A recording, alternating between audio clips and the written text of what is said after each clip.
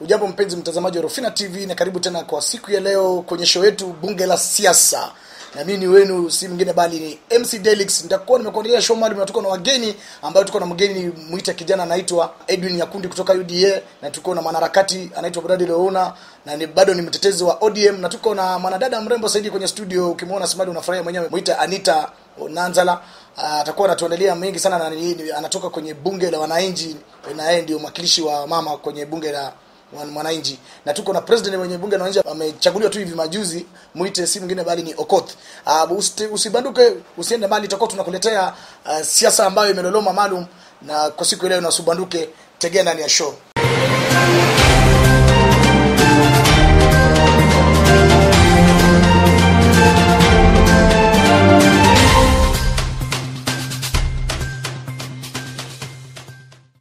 Karibu tena kwenye Rufina TV mpenzi mtazamaji popote ulipo, na ni siku ya leo tu tumekuandalia show maalum, show ya kukata na shoka kabisa, show ya kwa wale wenye wanapenda siasa. Hii si bali nyingine ni bunge la siasa. Hii ni show ambao tutakuwa tunakuchambulia tu siasa hapa nchini Kenya ambao yamechipuka, yametendeka pande zote za Kenya. Kumbuka ndani ya studio tuko tuna wageni ndani ya Rufina TV, watakuwa wanatuchambulia siasa, watuambie nini ambayo wametupangia siku ya leo.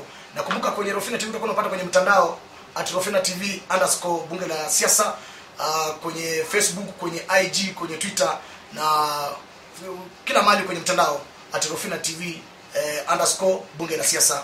Ni mimi wenu host MC Delix, na naambia karibuni tena, na nitakuwa tunasonga kwenye wageni wetu, na naona kuna mrembo yuko ndani ya studio, kuna manduma hapa hivyo wametulia, wamejaa ndani ya studio. Amjamboni nyinyi wote. Ningependa tu kwanza upande wa kushoto niseme kwanza asanteni sana kufika kwenye Rufina TV. Tunaienzi sana kwa kutumia muda wenu siku ya leo. Nikianza tu upande wa kushoto, utuambie unaitwa nani na unatoka pande gani? Asante sana rafiki yangu. Kwa majina mimi naitwa Edwin Nyakundi, mkaaji wa Westlands. Nasimama kiti cha County Assembly ya Nairobi, Mountain View Ward. Kwa tikiti gani? Tikiti chama ni UDA. Na nisongele tu, unajua lazima wanasema kubalance gender equity. Mrembo naona unatoa smile, tuambie tu unaitwa nani na unasimamia nini? Kwa majina naitwa Anita Nanzala, I'm the women representative Kenya mzima, bunge la mwananchi. Upande wa kulia tuko hapa na ndugu, sijui ni Muislamu ama ni nani, naona kidogo ndevu, sijui ni za kuzaeka ama ni zile za kuzaliwa nazo. Tuambie ndugu unaitwa nani? Mimi naitwa Bradley Louna, mimi mwanaharakati wa haki za binadamu.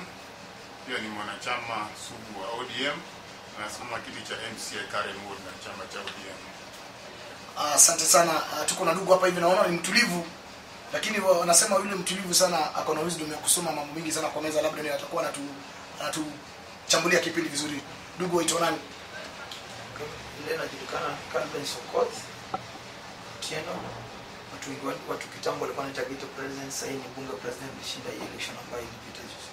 Kwa mpenzi tu mtazamaji Rufina TV, upande wa kulia niko na kijana ambaye anaitwa Edwin Nyakundi. Unaona kijana barubaru sana ambaye anawania kiti ya MCA Mountain View Ward, na ni kijana ambaye anashiriki sana kwa chama ya UDA na anaipigania sana.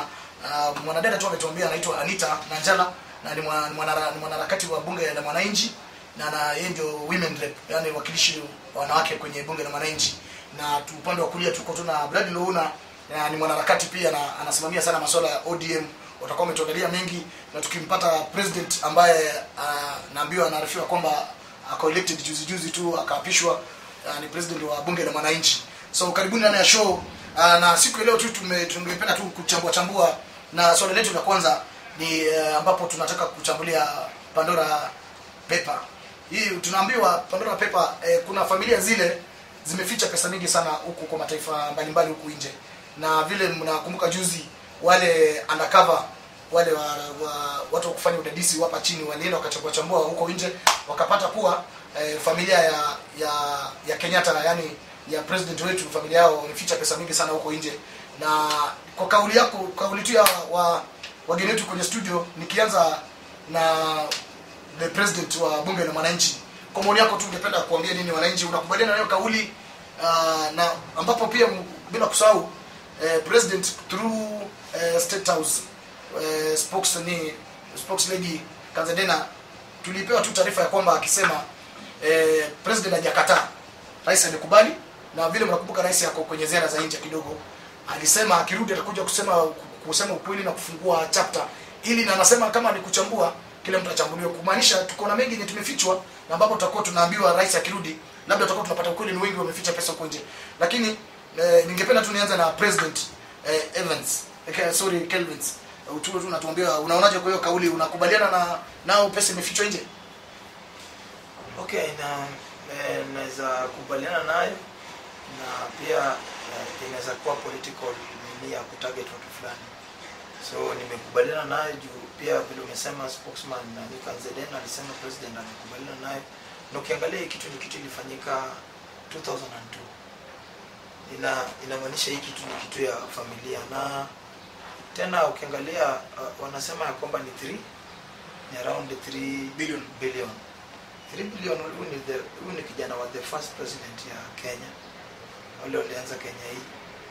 Sidhani kama ni uizi, inaweza kuwa ituamegwa 3 billion, but ile kitu iko ya kwamba nafikiria iko watu wanatagetiwa, kama sio nini zingine, iko watu wanatagetiwa. Semekane president alitangazwa, sasa kila mtu afanyiwe nini, auditing before to election ya 2022. Iko scorecard hapo, iko mtu anaenda unajua draft, kama ulicheza draft unaweza pea mtu peke ile ya nini, kumbe unataka kumpiga dabu. So tujui nani kwa hii card, nani anataka kupigwa dabu. Kwa dukuduku zako tu, na ungependa labda kwa mafikiri yako tu, kwa mawazo yako inakuelekeza wapi, labda nani wale viongozi unaona labda kwa targeted? I think sisi summit kwa viongozi wamekuwa targeted, but unajua juzi niliona MP wa huko nani akiongea akitusi President Uhuru family Sudi. Lakini nikiangalia mali Sudi yako nayo na salary ya MP, inamaanisha hii kitu iko mali inaenda. So nafikiria iko mali hii game inaelekea, ambayo mimi ningependa ya kwamba president akirudi Kenya aambie watu kuhusu hiyo kitu, then Kenya kila mtu afanyiwe auditing. Narudi tu kwako mwanaharakati, kwa upande wako kauli yako ni gani? Ni ukweli unakubaliana na wadadisi hao wenye habari wanasema kuwa familia ya Kenyatta imeficha pesa nje, na kwa upande wako kwa kauli yako tu ungekubaliana nao kusema nani president abebe mzigo Rais Uhuru? Na mimi vile kwa upande wangu vile naelewa tu hiyo ni mali ya familia. Asante sana. Nimesema mimi ni mwanaharakati, na tena huwa sana nashika na mambo ya economic crimes katika shughuli zangu za harakati. Kwa hiyo Pandora Paper wamesema kuna hizo offshore accounts, hizo zinaitwa offshore accounts. Zile accounts zimewekwa nje ya nchi, mara nyingi kwa zinatumika kwa wale watu ambao hawataka kulipa ushuru ama wale wanahusika na ufisadi. Ufisadi vipi? Kwamba kuna tenda zingine ambazo zile za kubwa, wacheni hizi zetu za kununua tissue ama nini, kubwa kama za kujenga barabara nini, ukipeana kama contract ngambo, kuna nchi zingine kama China, that 10% it is legal. Sasa waiti kama hapa Kenya ukisema 10% wao wanasema ni corruption. Lakini kuna nchi zingine kama China ukipeana kazi ukisema utakuwa 10%, it is within the law, kwa wewe ndio umeleta kazi unakuwa 10%. Now what about these offshore accounts? These offshore accounts sio Uhuru pekee iko nazo, watu wengi dunia mzima wako nazo. Na inategemea what interest do you have, kwa nini unafungua hizo offshore accounts. Hapa Kenya kulikuwa na Gishuru yule alikuwa Kenya Power and Lighting Director. Sasa yeye anatakana kukamatwa apelekwe Island of Islay somewhere in Britain kushtakiwa. Kuna Chris Okemo pia anatakikana. Hao walikuwa wamezifungua ndio waweze kuiba pesa ya Kenya Power and Lighting. Na pia inasemekana waliiba. Kwa nini? Wenzao ambao walikuwa nao kwa hiyo pango wameshafungwa na wamemaliza kifungo kwa Britain. Hata wale watu wa Britain wanauliza mbona hao hawajafungwa? Kesi bado iko hapa kotini. So what is important is why are you opening offshore? Hakuna mtu amekatazwa kufungua offshore account ama account nje ya nchi. The reason kwa nini na pesa gani zinaelekea huko. Hata katiba ya Kenya imesema kama wewe ni public officer na unataka kuwa na account outside the country, you must declare interest. Na that is the reason our president amesema ndio niko na account. Lakini pale hawajasema hiyo pesa iko imeibiwa. I'm not supporting, but I want to be a devil's advocate. Unajua wakati unaongea mambo ya harakati usikuwe partisan. Mimi ni ODM nimesema. Na president amekubali ama kulingana na statement yake ni kama hajakataa kuwa ako na hiyo offshore account. Now what we should ask ourselves, na hiyo Pandora paper hawajasema pesa iko ya president imeibiwa. Tena wamesema some of the accounts ziko dormant, which means I see account moja yuko na account mingi. So the president has to come back atuelezee hiyo pesa ambayo nimesikia president amesema 3 billion. I'm not sure amesema 3 billion imetoka wapi na ni ya nini, because 3 billion sio shilingi 5 na hakuna biashara unaweza fanya hivi kidogo kidogo ukapata 3 billion. It's a lot of money. I also appreciate kwa yeye is a son of a former president, na dhambi za babako ziletewa. Unaona, amekuwa director Kenya, ilikuwa ni nini, Kenya Tourism Board, akakuwa mbunge, akakuwa waziri wa local government, so akakuwa waziri wa finance, amekuwa deputy prime minister, sasa ni rais. Lakini hiyo account ilifungua 2003 wakati alikuwa ameshindwa 2002 wakati alikuwa ameshindwa na Kibaki. So he has to explain some things about it which I'm not supporting, but he also has to explain. Uzuri amekubali. As per the statement from the council dena, yeye amekubali. And again, it is nikienda kwa upande wa morality, it is wrong. Kwa ufupi, let's come back locally hapa. Nyumbani kwako watu wanalala njaa. Sio swali tu kabla kuja kwa kujibu hiyo swali nilikuwa nataka kuuliza tu. Kwa kauli nyingine mnakubaliana ni vizuri president ama kwa yule kiongozi yote kwenda kuinvest mali yake nje kwa nje, especially Africans wenye sisi tuna prefer kama nchi zetu kama sisi. That's why wanakuja. I'm just trying to break it down so that tujaribu kuelewa kidogo. Yeye tunasemaga kiwa una nyumba yako na watoto na mke ama una mume na watoto, alafu uonekane unalewa nje na watoto hawajakula kwa nyumba, si unaonekana irresponsible. So it is also wrong for the president to have billions out of the country na hapa nyumbani tunahangaika. Unaona? So those are questions when he comes back he has to explain where should he put 2 billion. Kama ni zake sawa, but na hapa Kenya tuko na njaa. Mbona asiregeshe kwa Kenya isaidie hapa Kenya? Nafikiri ningemalizia hapo. Asante sana. Mwanadada, gender equality lazima tuitambue kidogo. Kwa upande wako tu, kwa kauli yako, Bradley amesema ni makosa kwa rais na wale wengine labda wenye watakuja kutajwa na baadaye kwenda kuficha mali nje na nchi. Sasa ukiangalia uchumi umedofeka kabisa. Kwa kauli yako tu, juu kesho ndio utakuwa kiongozi, kwa kauli yako ungependa kusema nini? Ungependa kukubaliana nao kwenda kuweka mali yao nje, ama kuna lile jambo wanaogopa kwa nje wakiweka mali yao huenda wakapata rais mwingine labda mwenye ataingia, kiongozi mwingine mwenye atakuja kwa vuruga, ndio kitu wanaogopa, ndio wanasiasa wengi kupeleka nje mali yao, ama ni kujaribu kutafuta green pastures investment? Mwanzo hatujajua sababu ya nini hizo pesa zimewekwa nje. Tukishajua sababu ndio tunaweza sema labda ameogopa rais ambaye ataingia ama green pasture. That is your own opinion. For the moment you cannot comment on that. So I would not like to judge the situation. Paka rais mwenyewe aongee, azungumzie kwa nini hizo pesa ziko nje. Asante sana. Idu, kwa kauli yako ungependa kusema nini? Mimi kwanza nashukuru. Kwa majina ni Nyakundi kutoka Mountain Ward Westlands constituency, chama ni UDA. Kwanza tuangalie, nashukuru viongozi wamezungumza. Lakini swali tunalojiuliza kama Wakenya walala hoi, masafara na mahasla wa taifa hili, wa ukweli, Kenya hii maisha ya mwananchi wa duni wa chini yamemfinya sana.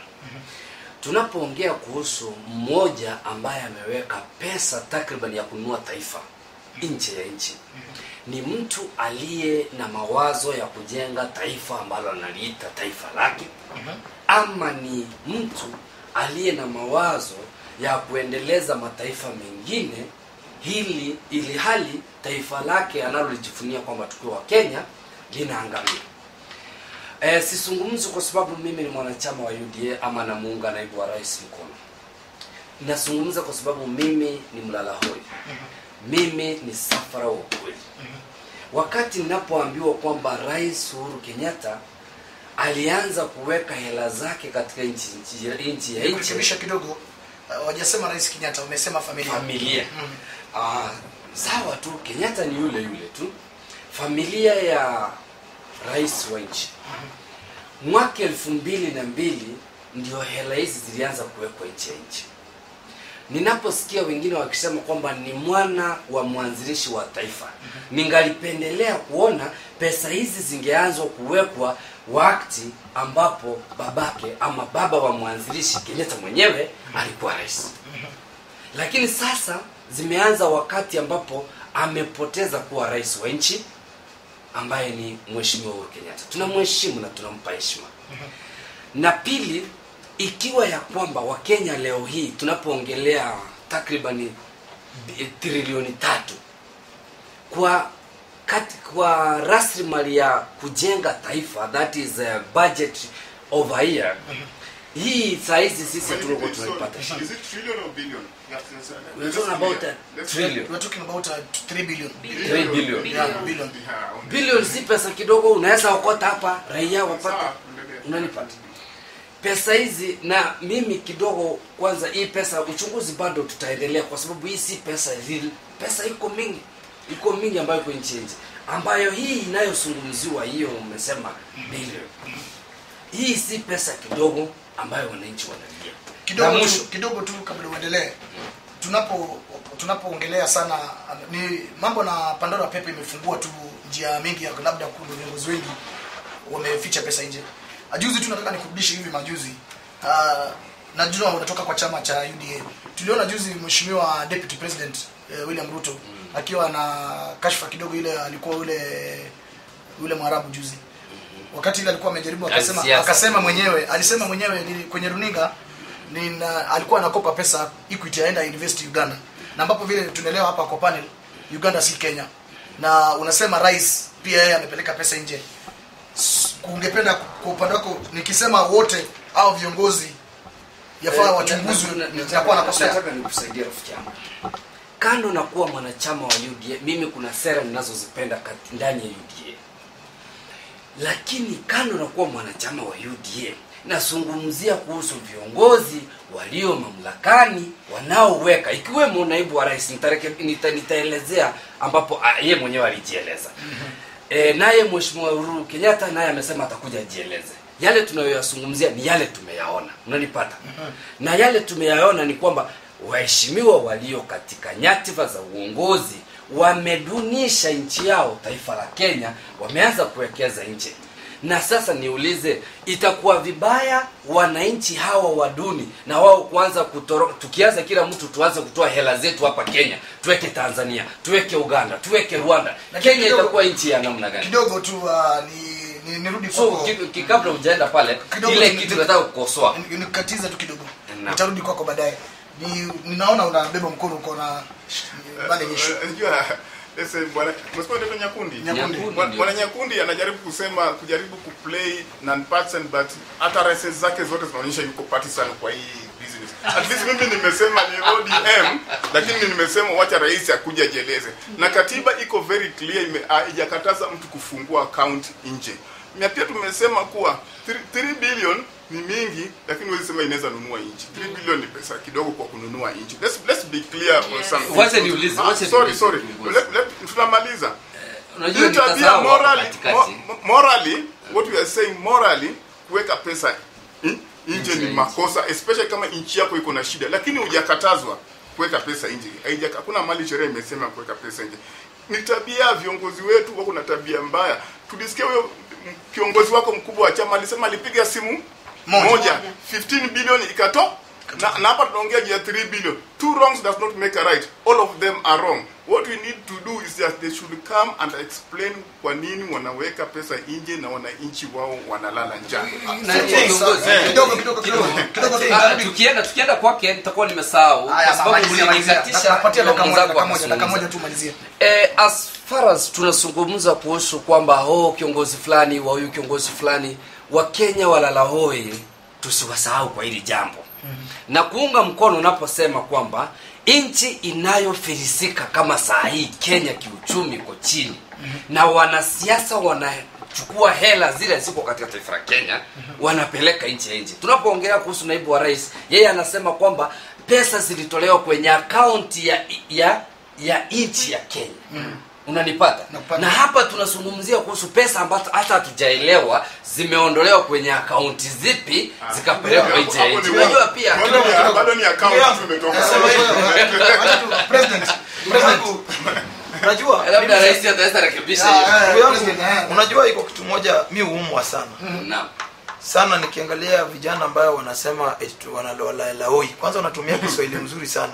Eti walala-hoi. Alafu wanauziwa nini fulani ambayo kijana anasema na defend mtu alichukua pesa akaenda kuinua maisha ya mtu kutoka ng'ambo. Ilikuwa ya 50 ya deputy president kwa 15 billion akachukua akaenda kuinvest Uganda. Alafu kijana mwenzangu ambaye anatoka area ya kijiji anasema kwa TV interview anasema eti deputy president alichukua pesa ambayo iko within Kenya inaenda kufanya kazi ambayo anajua. Mimi nasema hivi, mimi namaliza hivi. Mimi nauliza hivi. Wacha tu niseme bro. Wacha tu niseme mimi namaliza hivi. Wacha malize tu kidogo. Na sasa hiyo huyu kijana mimi namuombea Mwenyezi Mungu amsaidie apate kiti huko Mountain View kwa sababu wale wako huko ni wasafara si asla. Kwa sababu kama asla chairman wao wanakuja na chopa na hao wanatembea na wheelbarrow na mkokoteni then yeye ni msafara. Huyu mtu ana defend Mwarabu aende afungue biashara huko Uganda. Ali vijana wengi Kenya wako na loan ya pikipiki.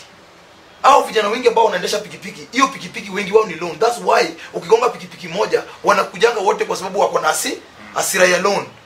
Hiyo 15 billion deputy president angesema ya kwamba wale vijana wako na loan ni walipie half ya pesa ambayo wamenini.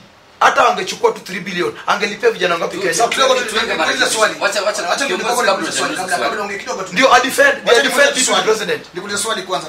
Wajua Pandora Pepe imesema familia ya Kenyatta imeficha pesa. Naam. Na hapo kwa kulingana na president nataka uandae jina imeficha. Na ni familia. Na kulingana na president vile anasema deputy president alisema mwenyewe na mdomo wake alikuwa anaitisha pesa Equity Bank 15 billion kwenda kuinvest. Kidogo tu. Kwa swali langu kabla unijibu acha nimalize swali. Deputy president acha nimalize swali. Nakuuliza na kupatia muda wa kuongea. Ngoja hatua tatu kabla kidogo tu. Deputy president mwenyewe alisema na mdomo wake. Si maneno yangu kwa mdomo wangu mimi. Alisema mwenyewe alipiga simu moja tu kwenye hata si mbili moja akaitisha 15 billion kwenda kuinvest Uganda na mdomo yake ambapo ni pesa za nje zilikuwa zinatoka kwenye nje. Na hii Pandora Paper yenye hatuna uhakika hawajatuonyesha si rais mwenyewe ni Uhuru mwenye amesema akona pesa nje ni gazeti limesema. Si ndivyo? Na hapa tunaona kwa hii kauli hapa deputy president mwenyewe alisema na mdomo. Kwa upande wako hii nyingine ya rais Uhuru hatujadhibitisha sababu hata mwenyewe yuko kwenye nje alisema kirudi ataongea. Na hiyo deputy president tulidhibitisha na mdomo wake. Kwa kauli yako wewe kama mwanachama wa UDA ungependa kutuambia nini? Ungependa kutuambia nini hapa kwa? Nataka turekebishe vizuri. Kabla tujapanda sana katika harakati ya kusema naibu rais nini kuna maneno mawili tu mimi naungana na rafiki yangu Bwana Ouna anaposema kwamba pesa hizi ambazo zinatafutwa hata ziwe za naibu rais amesema iwe ni rais mwingine iwe bora ni mwanasiasa zimewekwa eneo la au zimewekwa nchi ya nchi zinastahili kwanza sisi wenye tuko nchi hii taifa ya Kenya situfaidi hiyo naungana mkono naye. Lakini tunaposema kwamba naibu wa rais nataka kuuliza rais pale mahali yako bunge la mwananchi wewe uko na capacity kama rais katika bunge la mwananchi mtu ama vijana wa bodaboda wamekuja kwako wanataka usaidizi wa microfinance banks nakupa mfano tu labda usungumze na microfinance bank iwapee katika ile loan wanayopewa iwekwe interest quick kidogo utakataa kwa sababu hauna uwezo ya kufanya hivyo. Naibu wa rais huyu ni investor aliyekuja hii sarakasi nyingine ya siasa ya maruninga na magazeti hiyo ni maswali na kujibu. Mpenzi mtazamaji wa Rufina TV tungependa kwenda kwenye break kidogo tupate kopo la maji. Tunaporudi tutakuwa tunaingia mjadala ya pili ambayo tunaambiwa kwamba scorecard ya Rais Uhuru na Mheshimiwa Raila huenda wanachezea watu wa Hasla. Twende kwenye break kidogo.